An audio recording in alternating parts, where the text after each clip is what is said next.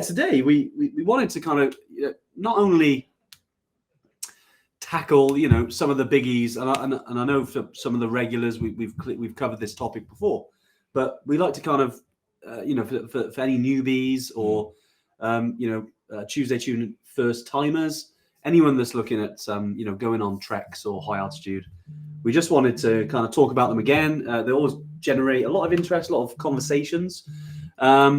As well as that, obviously, we're currently doing the Everest Base Camp competition. Yep. And off the back of that, we do get a lot of questions, just in emails and generally in all the kind of channels, really. So we wanted to obviously talk about those. And sometimes they spark kind of different conversations because, when it comes to fears, it's one of those kind of words, obviously, that has the negative connotations, but it's actually, there's a lot of positives that can come out about tackling these things and facing your fears and talking about them.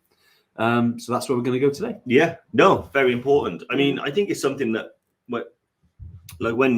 before Evertrek, whenever I'd go on a trip, I'd always have certain concerns, call them fears, and they would, depending on where I was in my life, was I fit enough? Was I not fit enough? If I was fit, I was usually worried about something else. So generally speaking, when you go on these types of high altitude, far-flung destinations, you do have that level of sort of anxiety that creeps in about things that you're not quite right about. I think that's only natural for people to worry about. And actually, especially since Evertrek, and I've got the, privilege of speaking to so many customers over the years, you do realize that a lot of the same fears do crop up the same for everyone. And given the amount of times I've seen people make their first phone call, talk about those fears, they're really worried, they're not sure if they can do it. And then you follow them through that journey to having completed it and conquered the fears. You do see a large amount of people, the vast majority of people can just overcome them and have an awesome trip. So it's good to talk about them. And maybe this is a way of catching on. Instead of just dealing with one individual, we can get a few hundred people at a time to overcome their fears. So that'd be amazing. It's big things, aren't they? Because before any of us, take on any challenge, it doesn't have to be, a trek or altitude. It could be anything. Some people who want to maybe take on a marathon. I know Bri, big runner, has done a bunch of marathons and charity stuff. Same with Jim as well, always out in the mountains. There's always these things there's always some obstacles sometimes that can kind of get in the way of you wanting to do that, because naturally you've got the urge or the maybe it's an idea that you've wanted to do for a while. And swing back to one of the earlier Tuesday tune-ins we did this year, the very first one where we talked about kind of challenges versus resolutions, and swing back to that in a way, because if you're talking about something you really want to do but there's some obstacles in the way, let's chat about it. Let's see if we can remove those obstacles and make these things happen for you. I've just noticed Darren has said, where's Ruby? Do you think he means Rosie? Let's call her Ruby now. I think she's now Ruby. Ruby, hi. Ruby is actually a special guest, Dazza. So not every Tuesday, but some Tuesdays. She's got a big smile for the window now. So maybe she'll be on one of the future ones. But she will if ever myself or Dave are away. We'll get Ruby in for you. But no, Rosie, she's been on a bunch of trips. She's got a lot of experience as well, and knows a lot around obviously trekking and altitude. Has been known to have some fears about those trips as well. Exactly. Actually, That's a good point. Actually, I think mainly, is it cold? Is the accommodation 5-star? She's going to have you after, that. But no, exactly. Great point. And, thanks, Darren, as well, for reaching out about Rosie. But no, talking about obstacles and things like that, all of us have it, these sort of things, these kind of, we call them limiting beliefs, really, or sometimes they're blockages. Before, the very first time I went to base camp, I was really kind of concerned about it. Go to Everest Base Camp for the very first time, which was actually 8 years ago, 2 days ago. So it's just over 8 years was the first time I reached Mount Everest. But before then, I had fears about, how was my body going to cope, because I got asthma. Was I going to be okay? Was it safe? Doing a little bit of research, and, there wasn't this kind of thing back then, to be honest. There wasn't any lives or any There wasn't a lot on YouTube. It was a little bit unknown. Obviously, there's a lot more out there now. Obviously, not just us, but I mean, a lot more. You had Into Thin Air. You could have read that. I did read that, but you could have read. That would have put me off if I really listened to it. You could have read The Climb by Anatoly Bukhriev. I did read that. You could have read Killer Mountain. I didn't read that, actually. Yeah. Read that afterwards. Yeah, it's a good one. Those but I'm not sure they would have allayed my fears. No. That's just a good repository of things that cracking books though. Yeah, no. I made a point of reading, or rather listening to an audiobook. Saves weight. Into Thin Air, as I was doing the base camp trek. Oh, that's cool. So it's quite interesting. Nice. Like so play the low bouche. When I got to bed at night, I'd play the bit where he got to low bouche, and when I got to Namche, I'd play the bit that he got to Namche, just so I can have like a comparison in my mind, like how many years later. I kind of jumped. Literally, the pages jumped out at you. They did, on the ear because you were listening to it, right? Yeah. Yeah, so I'm not sure what the analogy is there. I was going to say, what do they do? They kind of crawl through your I guess what it is, it's like a sort of what's that little bug that everyone worries that is in their ears? Little bug. They've got like pincers on their ass. Earwig. Earwigs. Yeah, I knew I had earwig. Yeah. It was like an earwig of pure information.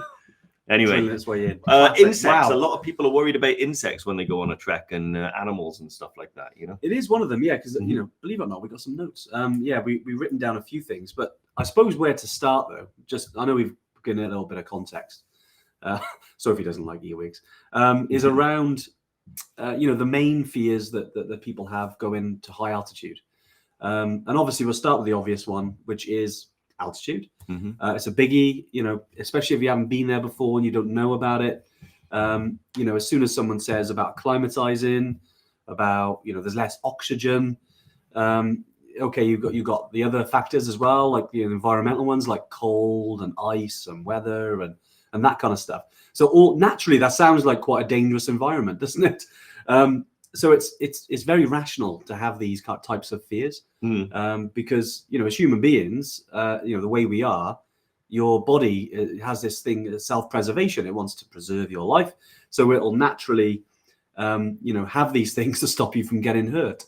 But one thing that you said a long time ago now was around knowledge dispels fear, which I think is a massive one, and just having a little bit of kind of knowledge around altitude and how it works, and actually that a lot of people go to altitudes, a lot of people live at altitude. You think of Nepal as an example. You think of all the villages in Nepal and the Sherpa villages that live pretty much above 3,000 meters, and obviously they're doing fine. We send literally over 1,000 people a year now to high altitude in Nepal, and obviously there are issues. There are some things that do happen. That's like any adventure, but naturally most people acclimatize well. Most people enjoy it. Obviously it's a challenge, so it is hard, but altitude is just something that you can get comfortable with just through a little bit of education. And there's lots of stuff you can do in order to make yourself more comfortable with it as well. Like you said, doing the research, and when through that research you'll learn that altitude is perfectly manageable. It can affect people in a way that means that they have to turn back, and that's a risk we all take, but then that's integral to the challenge of going to base camp or Kilimanjaro. I mean, the reason why people take on that is partly for the experience, but partly because it's like signing up for a marathon. You're challenging yourself, you're seeing if you can do something. So the element of failure and the element of turning back if you had to is integral, and altitude is the reason that exists. But there are the mountain rules that you can follow as well. Like we talk about making sure you stay hydrated. The moment you stop hydrating, you stop acclimatizing. Going slow, managing your pace, making sure you eat calories to keep your energy up, trying to manage your sleep. It's really difficult at altitude. But if you manage to get some, it makes a big difference. And I think sea level as well, isn't it, David? Has been known to, been tracking my sleep lately, and we realized that I think at this rate I've got about 4 years left. I think you need more deep sleep. I can it doesn't matter. I can have 5 hours or 9 hours, and the deep sleep rarely goes above 15 minutes. I think it's because you're just so excited to get out there and enjoy life, mate. That's what it is. I'll be honest with you, like it doesn't help though with the excitement level, I mean, well, yesterday, Jesus, that didn't help. I mean, you're stuck on the M4 for what, like 6 hours? Well, yeah, it did get me thinking as well about, this morning when we discussed the Tuesday tuning topic and things like that. And I was thinking, so yesterday we were out having a meal, and then I was driving back home, and I was about a mile from my house, and I stopped at the back of this queue of traffic on the M4. Yeah. And I was sat in that exact position for 5 hours. Like, didn't move an inch. Now, obviously, up ahead there was a very serious incident where people had been hurt and I think sadly died. Yeah. And it just goes to show, doesn't it? That every single, like, I was on the motorway, I was driving. If I was, 5 minutes earlier, I would have probably been in amongst the sort of what happened. And that life can be unpredictable, and I think that you should seize those challenges and seize those opportunities. Well, you can, because whilst you're worried about altitude and heights and things like that, you never know what's going to happen when you step out your front door. So step onto the road. No, exactly. But it's true, isn't it? You make a very good point in that. We always worry about what's going to happen on trips and this and these things, but actually things can happen anywhere.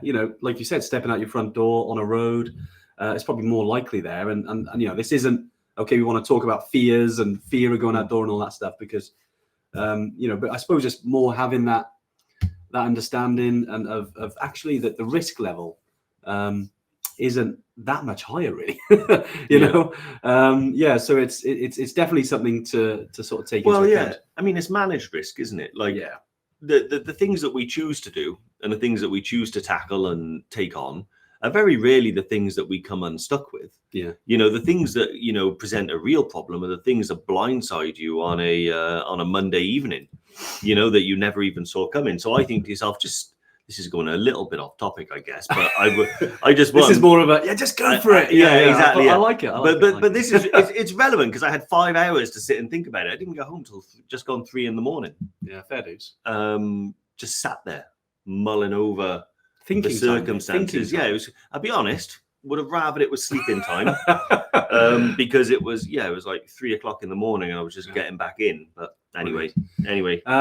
We got some newbies. We got some. Hey, Alan, how are you? I say newbies, not Alan. Alan's been around a fair whack on the lives. Great to see you, Jerome, as well. I'm glad Jerome's. Excuse me, Jerome. It's definitely a Tuesday today. Just to let you know. But no, it's great to see that you're excited on a Monday at 12:30 as well. Maybe you never know. Maybe one day we'll do a Monday one. But yeah, just Darren there. I visited the Altitude Centre in February. Awesome. Yeah, really good. Yeah, let us know how it goes and share in the community. It's always interesting to hear how it goes. Obviously, we've had a lot of Evertrekkers go there and also use some of their equipment. And obviously, we've been there as well, a couple of years ago now, but, testing it out. And yeah, they're great. They're a great team there.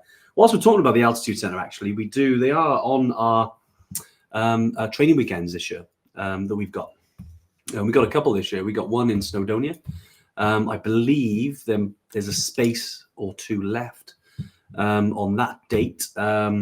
Sophie, if you can pop the link to that trip, that would be awesome.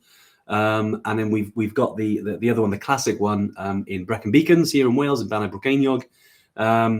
I think we've got a bunch of spaces left on there. So if you are keen, one of the guys from the Altitude Centre who will bring some of the equipment will be on that weekend as well. So it's always great. They came on the one. There we go. One space left on the Snowdonia. There we go. I know we've had a bunch of bookings the last few days. So yeah, if you want to catch that last space, it'd be fantastic. Myself and Dave are there as well, up in Snowdonia. And it'd be great. Snowdonia? Don't know where that is. A&E. There you go. You got to do both. I got to do both. I know. Got to see myself and Dave. Well, you're half Scottish, half Welsh, but I'm definitely Welsh. And but I don't speak the language, which is a shame, really. But a lot of people in Wales do. Yeah. And it's great to see some of the kind of the names now becoming more of a well-known, obviously around the UK. So yeah, A&E, which is Snowdonia National Park. You've got to read the road signs twice. Because as soon as you go into Wales, they've written twice. Sticking with the altitude theme, there's a slightly different aspect to the altitude as well. Okay, yeah. And this is what I like to think of this as immediate altitude. Okay. This isn't the altitude. It's when you fear of heights. I see what you mean. I was thinking then, where are we going with this? Like so general altitude is when you're on the land but high in the sky. Yeah. Immediate altitude problems come when you're near an edge. And I guess you call them. Do you know what? I think you perhaps call them gravity-related issues. But we've been on trips and we've had a lot of Evertrekkers who have got a fear of heights. Yeah. It's a very rational fear.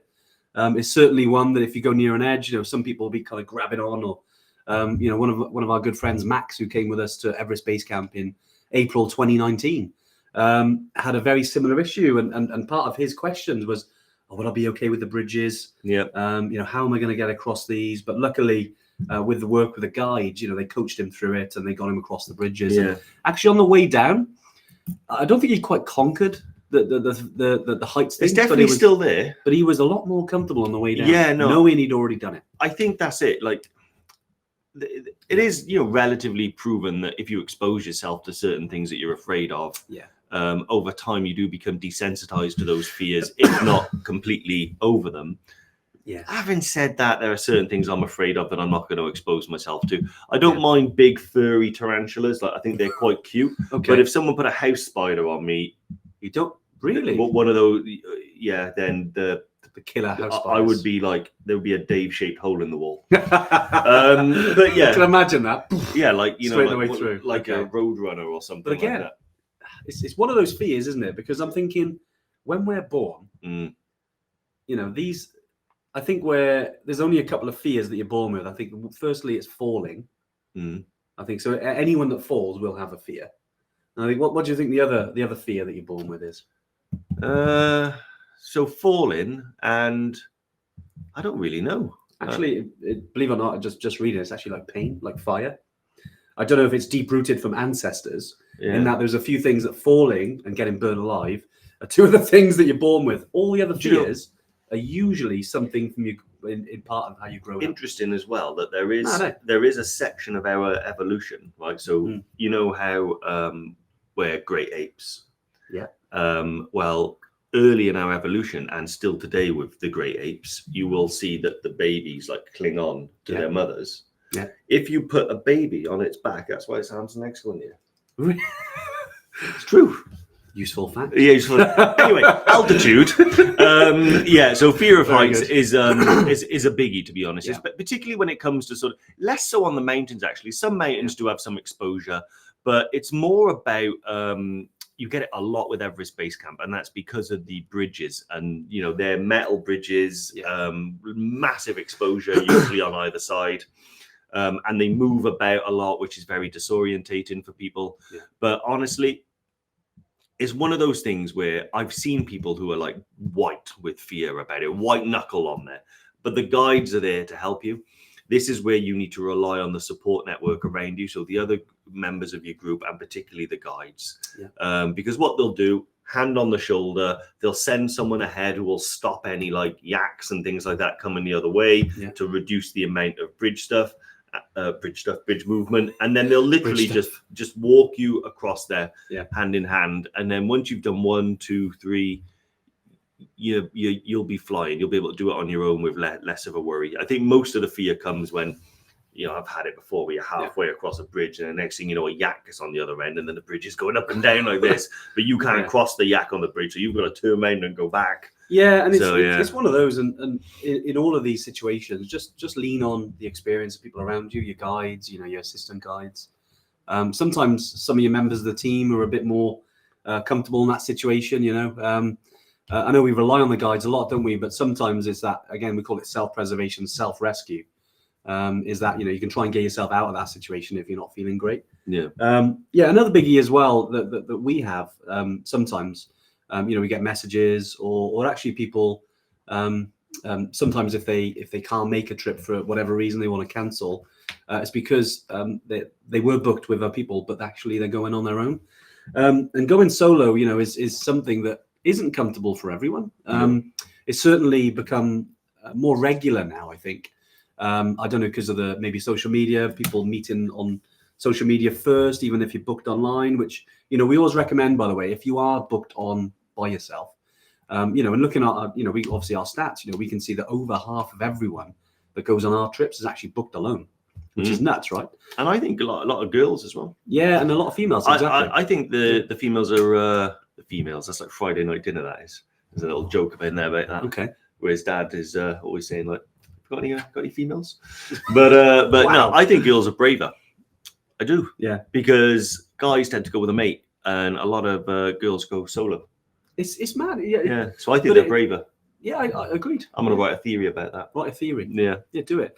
But it's certainly with solo travel. You know, it's something that's really kind of very rewarding. You obviously make a lot of friends, and as soon as you arrive in the hotel lobby and you're meeting other people, you're like, you part of Evertrek? You obviously have a Evertrek t-shirt, or you have like a welcome dinner.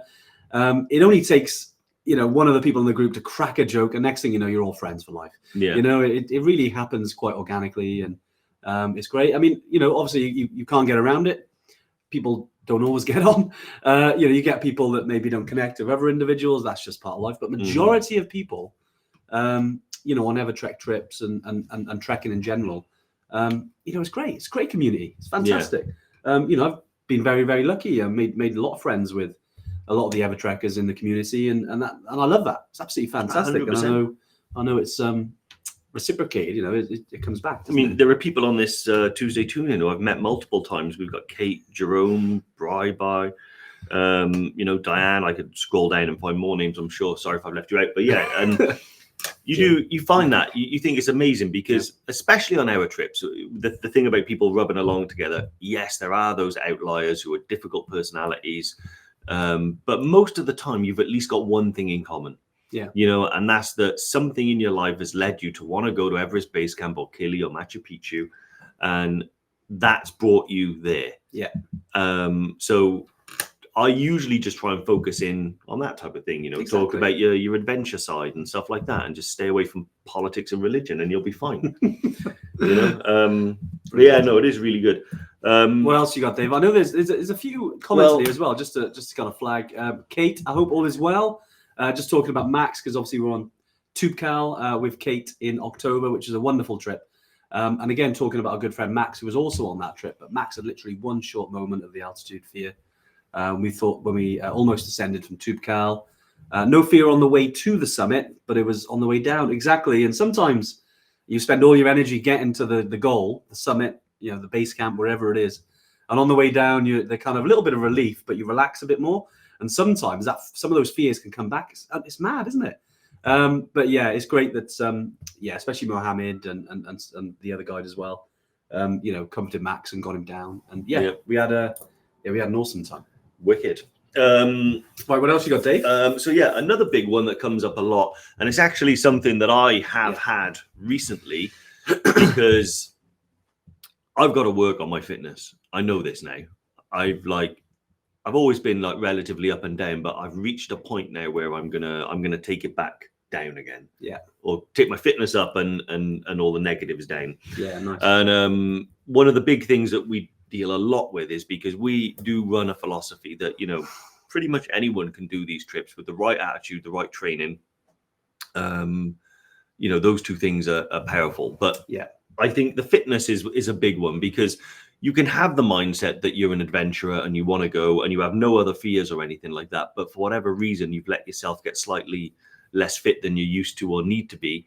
And then there's that fear then that I don't want to go because it'll hold me back. Yeah. And it's a funny one because I've been on this journey like when I first went to base camp. Yeah. Before I went to Everest Base Camp, I was nearly 20 stone. About as unfit as it's possible for me to get at that stage, chest aches in the night, just lying in bed, that type of thing. And, but it is really, but the annoying thing is that what makes getting fit difficult is not the physical, it's the mental side of it. It's and so getting help, I find, in order to make that change is a really big thing, whether that's a personal trainer or training buddy or someone that that goes running that you can just go up to. And I guarantee if you got someone that goes, like say if I went up to Bri and I said, Bri, you're a runner, teach me. Most people who have a hobby like that are really happy to share the skill, and they want to train people. And I usually do think that my one big tip for sort of getting fit and allaying those fears of fitness is to not do it alone, to find some form of community, a running club, a gym, a friend, something like that to help you. And you don't need to be radically different. You don't have to go from, like, say, 20 stone to Mo Farah in order to do these trips. You can literally just do a little bit over a bit of time, and you'd be surprised the difference it makes. You don't have to be super skinny. You can be quite round like me, and you can still put strength and endurance in the legs. And if you've got strength and endurance in the legs, then you're going to be able to do those things. And nice. And so many people who go on our trips, they're not, there's all shapes and sizes. I agree that we're not all athletes.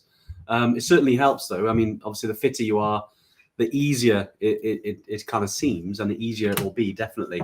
But like Dave said, don't think you have to be like someone like Mo Farah. It's it is a battle, and sometimes, especially because it's just walking, all these, unless there's any technical aspects to it, like, okay, if you're on maybe one of the peaks, if you're on Mera Peak, Island Peak, it is more physically demanding. It's not just walking. Mm-hmm. If you're on Aconcagua, Summits of Fire, it is harder. You can't get around that. So it does require a little bit more physical, a lot more physical exertion than, say, just a trek. Let's not say a trek's easy, but it's still achievable because it's just walking. Yeah, and think of it as training for a trek is like training for sort of a half marathon. Yeah. You don't go out and do a half marathon on day one of your training. So a trek's like that. You don't go to Aconcagua for your first trek, but you can do awesome things. Like, I remember when I was running, and I used to be able to run a half marathon with relative ease, but the half marathon, the 10K, never felt as good as the first 5K. Really? Because that was the barrier. And also getting from 0 miles to 5K was, I've mixed my denominations there, but getting from 0K to 5K was actually harder than 5K to a half marathon. Why? Interesting. Not because of the physical training was obviously more difficult, but I broke through the mental barrier. As soon as I did my first 5K, and it took me 42 minutes, I got it down to half an hour. But imagine that's basically walking, right? But you still did it. But I did it. exactly. And I remember where I was. I was down Cardiff Bay. I'd ran for 3.1 miles, and I literally punched the air. I felt like Rocky. I was like, get in. Was that top of the steps? I mean, hands in the air. Was it? My time. That didn't warrant a punch in the air, but that was amazing, and little steps made a big difference. And then when I went to base camp, I felt so in control of that aspect, Yeah, and mate, really good. I mean, we've got a couple of other ones as well. Something to point out, actually. I think Kerry Eden has mentioned there, which is really good point. I'm on my very first trip with you this Friday to Killy. Awesome. Good luck. I hope you have an awesome time. Excited but very nervous about the altitude. Honestly, Kerry, you're not the only one. Biggest fear is I don't want to let the group down. Like, honestly, you're not going to let anyone down. No. The fact is that you're on this trip is you winning. You're going out there, try and enjoy it as much as you can, especially the first kind of several days. There's no getting around it. Climbing Killy is hard. And hopefully, the training you've done will put you in good stead. But go out there, try and enjoy it. Take it slow, drink plenty of water, try and eat as much food as you can. And just enjoy it. You've chosen to be there. You've chosen to take it on. And let us know how it goes. Obviously, we'll be getting updates from the team, but it'd be great to see you back on the live and hearing how you've done, Kerry. I know a lot of Evertrekkers on the live today have done Killy. I'm sure there'd be a lot of advice there, around going on to Killy and some of the challenges on there. Yeah. We've had people who go on there, and they do turn around, but for safety reasons. Which is the right thing, and as long as we get you down safe, that's our goal here. Obviously, it'd be great to have the summit, or the summit ridge. Let us know how you get on. Be great to see how you get on, Kerry. You said something really good there as well, which is you've already kind of won, by signing up and going out there. Yeah, it's not the end of something; it's the beginning of something. It's your first trip on a lifetime of adventure travel and challenges. So, just go out there, enjoy it, be free of worry, get as high as you can, and then try and climb the mountain. Yeah. There's a couple more. I know one of the ones, because I know we've got a few here, and it's some good questions, actually, and we will come on to your questions. about this as well, and any more obviously post in the comments, so we can touch on the live. But one you mentioned earlier, which was around like family. Oh yeah, we talked about that, didn't we? Yeah. You know, and sometimes it's not yourself that has the fear, but actually like your family members, maybe your kids, you know, maybe your wife or your husband, or maybe your parents. You know, sometimes they're like, "Oh, why are you going there?" Or they're really worried about you. And something we've chatted actually over the last kind of several years around this, around, you know, about getting your family on side. And go back to what we said at the beginning. Obviously, I know we're imparting a lot of this kind of stuff and maybe the articles and things to you guys. But also share that with your family as well and the people that have these kind of worries. Because the last thing you want is, you know, naturally it happens sometimes, doesn't it? I mean, geez, my dad, I don't know how many times I go out on mountains. He's always worrying because that's just the way he is, you know. It doesn't matter what I tell him. Mine's fine about it. That's it, Doug's fine. Doesn't bother me. Doesn't bother me. But it's just about getting them on side. If they do have worries and they do think, you know, about you in a certain way, just get them on side. Maybe get them to tune in on one of these. Hopefully that'll put a little bit of confidence in them. But no, just get them to look at what you're doing and show that it's just walking. Maybe learn a little bit about the altitude, and also as well on some of these trips, they're not fully remote. You know, sometimes you do get signal. More so on Everest Base Camp, I'd say, than Kili. There is a few of the early days on Kili, you don't get any signal, but then you weirdly, obviously, you do as you get higher. But you know, you can keep in touch with family if needed. So yeah, some of the fears, aren't they, from people who aren't actually on the trip? Yeah, and there's a lot of media coverage, you know, about you know, the word Everest is sort of a catch-all phrase now for base camp and the summit. Yeah. When in actual fact, it's apples and oranges. You know, like getting to the base camp, although is a tremendous challenge, it's a completely different challenge to reaching the summit of Mount Everest. Absolutely, yeah. And the two aren't really connected beyond the fact that one's at the bottom of the other. And I think when people in the news see those pictures of big queues on Everest and talk of the bodies and all the trash and stuff like that, that's not the Everest Base Camp experience, you know. And I think it is just about finding the right way to convince those people of what you're doing, and the fact that, you know, you've done your research, but you know, and you found a reputable company, and you've got good guides, and you've got contingencies, and you go in with a group of people. All of these things tend to allay the fears of someone that's worried for you. Yeah, exactly. Yeah, or just say, I'm off. Deal with it. Is that what you tell to your dad? Yeah. Brilliant. Some really good questions as well. I know we've got some other bits, Dave, but I will. Yeah, should we dive in? I saw one. Because I know on the WhatsApp group we've got a couple too, haven't we? Oh yeah, sorry. Yeah, well, I'll do this one, then we'll go with that one. Yeah. So Craig Berry just said, Craig. I did Kilimanjaro last year. How is EBC compared to that physically? So yeah, two very different experiences in terms of the challenge. You know, they feel different, they look different. Everything about them is relatively incomparable beyond the fact that there's some walking uphill. Yeah. I would say that Kilimanjaro we do the 8-day Lemosha route, and I would say for 7 of those days, it's actually the same or easier than an average day on Everest Base Camp. However, Summit Day is like twice as hard as any other day on the base camp trek. Agreed, yeah. So it is the feeling of base camp. We describe it as a journey.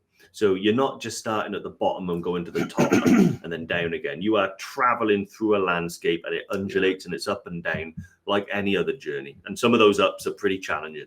And some of the downs. Kilimanjaro it's all culminating in one experience, which is the summit night. And that is like you trek on EBC, you might trek in the dark, you might trek at altitude, you might trek, you know, sleep deprived, and in the cold, but only on Kili do you do all of those things in one day. So it's pretty intense. And also if you ask Andy, his opinion might be different. You ask anyone else that's done both, their opinions. I think the best way to do it, Craig, is for you to book on to EBC, enter the competition, you might win, and then you'll find out for free. Definitely. No, it's as Dave said, it is very different for everyone. I certainly found Kili harder than EBC, but I've heard loads of people say the other way around. Excuse me. Yeah, but a really good question, and something that comes up a lot actually, because generally someone who wants to go and do Killy and hears about Everest Base Camp, they'll always want to go, or vice versa, just to kind of gauge where they're at, because they are very different experiences and also very different culturally as well. In terms of the countries, but they're both amazing countries in their own right. And there's so much to do. It's not just about the trekking. Like lots of our Ever trekkers who go to Killy actually do some of the safaris as well, which is even, the Serengeti, which is amazing. Yeah. So yeah, really, really good points there. On the WhatsApp group, what was the question from Dave? Dave Garney. So it says it booked on the EBC on the 28th of Feb. Awesome. Done some trekking in the past, 2 of which were Mount Kinabalu in Borneo. Wow. Awesome. And also Mount Ararat in Egypt. Wow. Do you have any plans to include these destinations in the future? Really looking forward to EBC in Feb. Awesome, Dave. Well, mate, first of all, good luck in EBC in February. You're going to have an amazing time. With regards to those other trips, I'll be honest with you. Yeah, I mean, we're always on our radar looking for sort of new destinations that we think will be sort of, positive for the brand and also, positive for the Ever trekkers. So certainly, it's a possibility that in the future we might add them. At the minute, there's no immediate plans to sort of include those peaks. But I mean, I don't rule out anything is my point. Yeah, but honestly, we're really excited to release bunch trips this year. Which is as part of our growth as a business, and as a company, we want to obviously go to some new destinations. Yeah, but we'll definitely let you know. When that happens, definitely. Yeah. Another good question. It was earlier on the live, but I'll bring it in. It's from Pratesh. Hey, Pratesh. Hope all is well. You're still on the live, hopefully. Any mosquitoes in the Himalayas? So yeah, because some people do, have some fears around the creepy crawlies and things like that. We do get some questions about that. Luckily, actually higher up in the Himalayas, you don't really get mosquitoes there.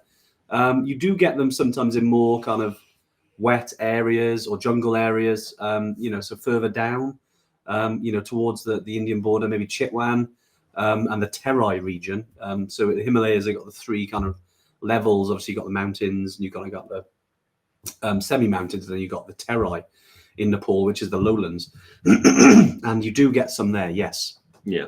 But you don't need it unless you go into really remote parts of Nepal. Remote parts in the jungle expedition side. You don't need like anti-malarials. It's not recommended.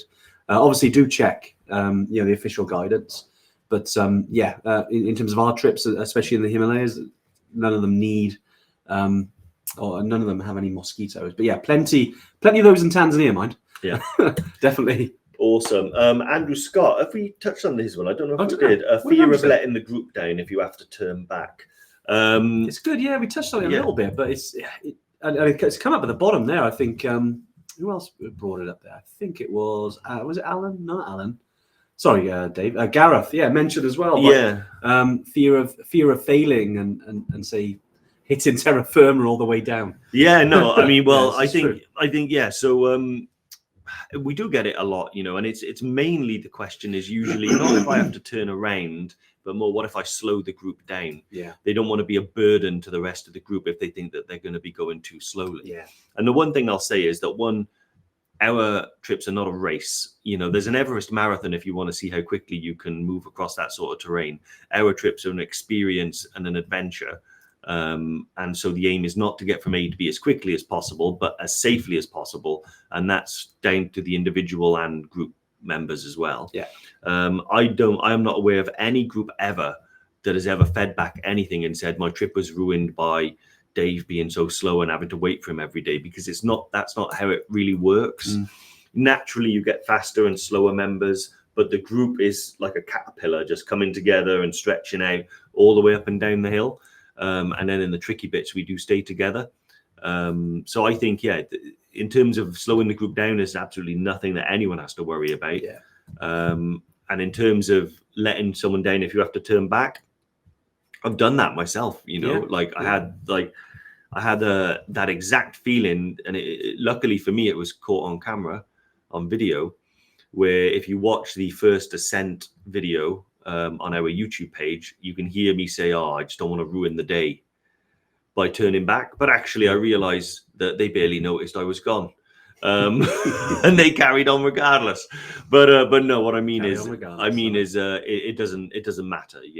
Everyone is there for their own reasons, and everyone wants everyone to succeed. But if the right thing to do is turn back, then the right thing to do is to turn back, and that's what we do. And everyone can feel comfortable in that fact. Yeah, exactly. It's really, really interesting one. I mean, as Dave said there, rarely do you get people who kind of complain about going slow. You do get some people like who want to go faster, and we got to kind of rein them in a little bit and say, well, this is altitude now. There's no race. Let's be a team player. No Mavericks. That's part of life, isn't it? And I've been on trips before where not necessarily amateur trips, but talking wide range in here, especially in the UK, especially if it's like more of a speed thing. You do get people who do want to move faster. So yeah, and naturally. It is part of the challenge, but rarely do you see it because at altitude, speed is just a non-thing, really. It's a bit more prominent on peaks because you've got to get up and down safely. But as I said, in terms of the peaks there, you want to be a little bit fitter in terms of going after them. You don't want to just kind of roll onto those trips. You want to have some physical fitness there, ready for those challenges. But no, really good question.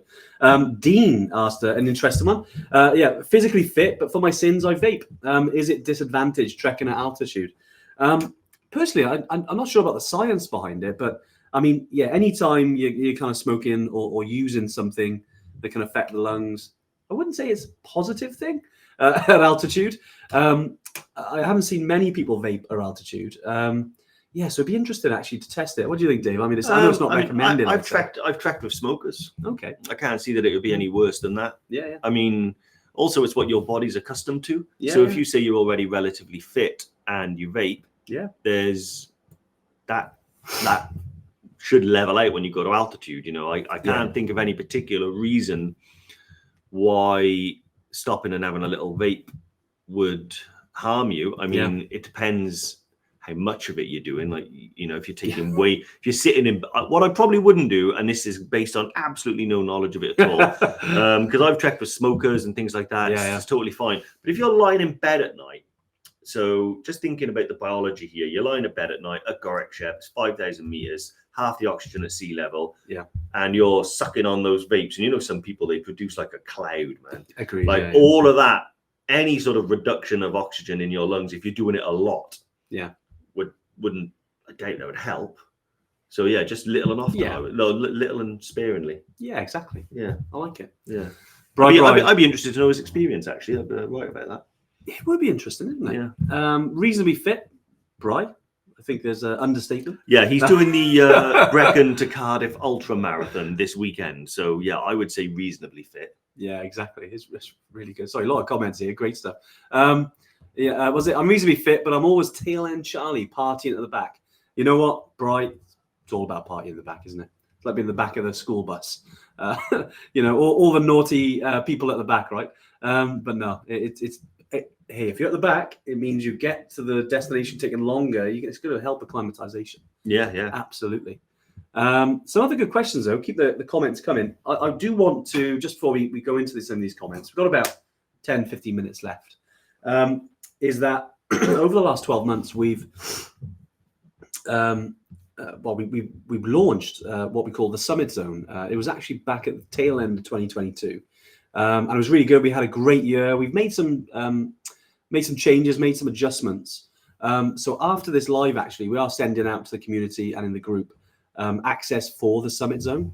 I'm not sure if anyone on the live is here. Maybe I think Rich has been part of the Summit Zone as well over the 12 months. And what essentially the Summit Zone is an opportunity really for us and you to kind of work more closely as part of your preparation. Preparation is massive for going on, high altitude treks. And so we do have like monthly group calls.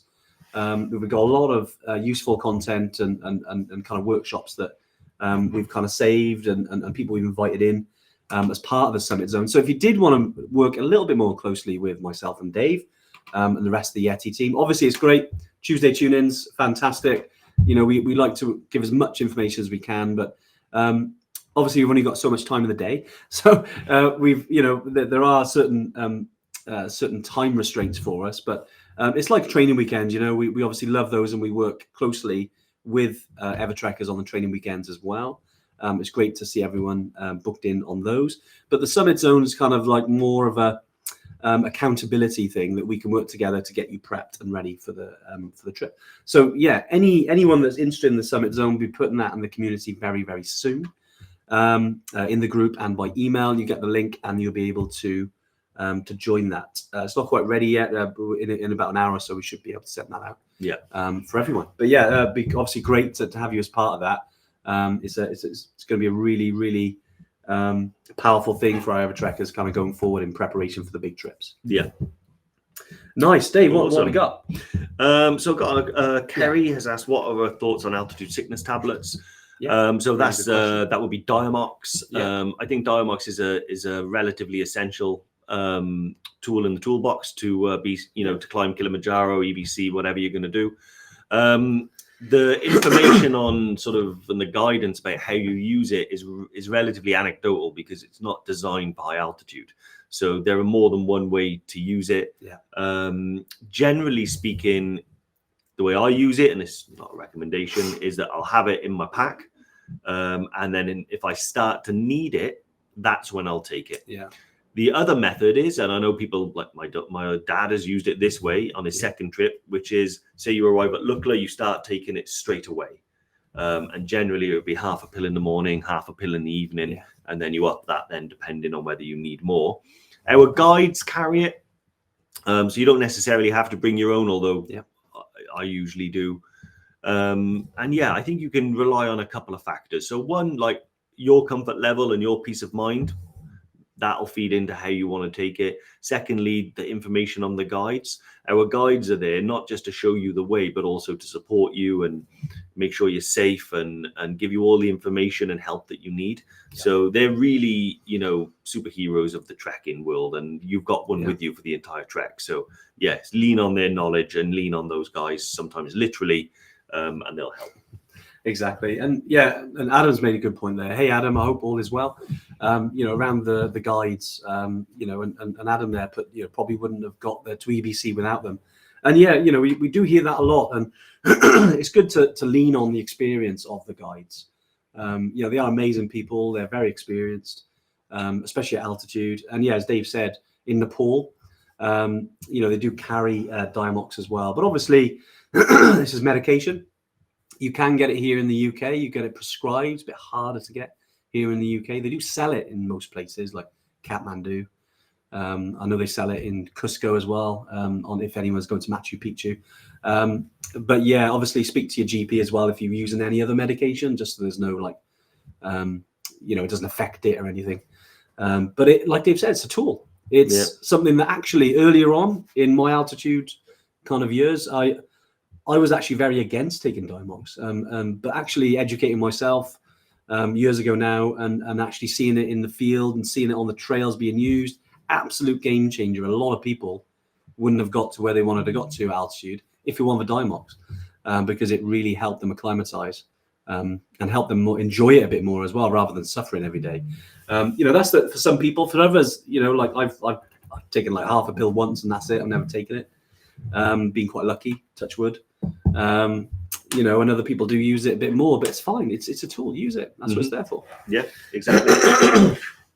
Sorry for frogging my throat. Yeah, sorry. A few more comments as well. We got Jackie buzzing for Ultimate Island Peak in April. Jackie, be here before you know it, mate. Yeah, it'd be great to hear how you get on Island Peak in April. Obviously, over the last kind of couple of weeks as the years started, we've had our first summits on Kili, we've had our first summits on Mount Toubkal.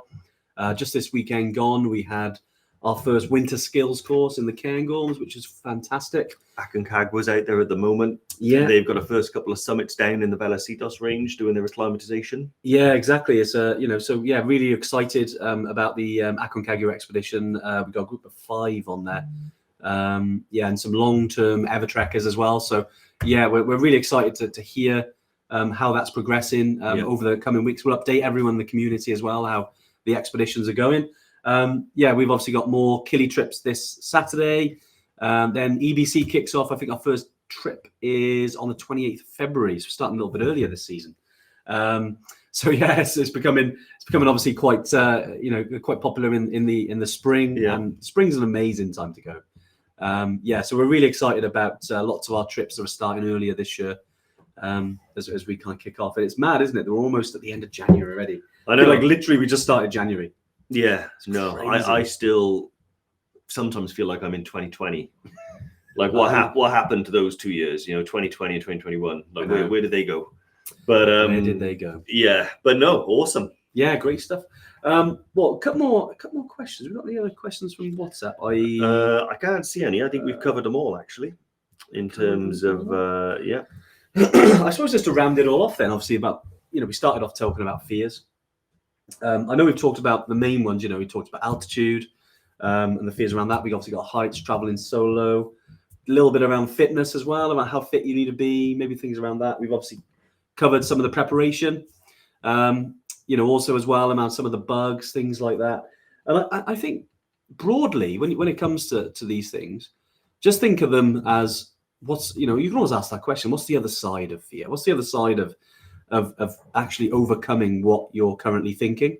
If it is heights, I know that can manifest itself in physical form. It can, it's hard, isn't it? Because if you're afraid, you can be hanging on for dear life on the side. Yeah. But most of the others, you can usually get past with some education, some knowledge. Yeah. Have a little Google, have a little think about, why you're feeling that way.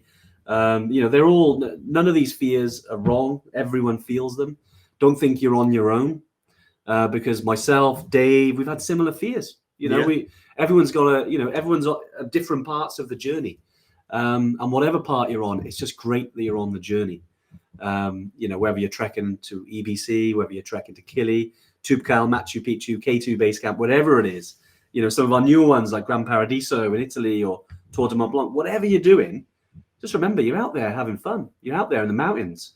What an amazing way to live and experience. Yeah. Agreed. Any final thoughts from you, Dave? No, I just think again, it's one of those ones where I wouldn't ever try never to let any fears or things like that get in the way of you going out and living an adventurous lifestyle and taking on those challenges. Because again, based on my experience yesterday, it's really the things that you choose to do and prep for and are really focused on that cause you the biggest upsets in life. It's the things that blindside you at 9 o'clock at night on a Monday. Life's short. Get out there and take on these challenges, and don't worry too much about the sort of the success or failure aspect of taking on these challenges. Think of more of the experience overall, regardless of the outcome. And I guarantee you, over time, you'll have a much better life, and you'll have so many stories to tell, and you'll inspire. For every one person that goes, I think you inspire another 5. So it does have a knock-on effect for everyone around you. So that's it. Yeah, fantastic. Well, thanks everyone. Really, really good live. Oh, excuse me. I hope you've found it useful today. I know lots of themes we talked about, maybe we've covered before. And some really good questions as well, around, kind of diamox. And I know Jerome there mentioned about diamox. Yeah, I think it's called acetylazamide. Is a bit of a mouthful. Acetylazamide. It's hard, isn't it? But you need to go to a travel clinic, really. Travel clinics. Your GPs don't really understand its use in unless they've done it themselves. Yeah, exactly. It is very niche. So definitely with the travel clinics, obviously they can prescribe it for you if needed. Obviously, you've got to pay for that, so it's a little bit different. But no, thanks so much for coming on today. Next week, get the obviously the acceptance speeches ready. I'll actually prepare your phones because we're going to call the winner on the live. We'll be announcing the Everest Base Camp competition winner next Tuesday. So definitely get yourself. We'll be here 12:30. I know Bry's got his. I think it's been about 4 or 5 years you've had that acceptance speech, Bry. So anyway, we'll do the draw next week. Good luck. It's always very popular. I think we've already had about 11,000 people enter. The competition. Obviously, more so. It is open for the next several days. And I suppose before we go, just to drop in there, Sam. That's because Samantha writes on there. Sophie, if you can pop the link in the comments as well for the competition, that would be awesome, just so it's there. And obviously, if you want to get involved in that, even if you've been to Everest Base Camp before, if you do draw you out and you don't want to go back to Everest Base Camp, you can go on the other trips, just the same value off it. So definitely get yourself entered, even if you're an existing Evertrekker. We want you guys involved as well. There's always a good vibe. There's always a good experience in the community whenever we do these competitions. It's the first one we've done for best part of 6 months. So yeah, we really wanted to do one. There it is. But Sophie was like, where is that link? Where is that link? But great stuff. There it is. So bit.ly/win and Evertrek EBC. Sounds weird saying it, but it's just the link. Get yourself in, and we'll announce the winner next Tuesday. Awesome. Yeah. Bye, guys. Take it easy. Take it easy, guys. Have a good one. Bye.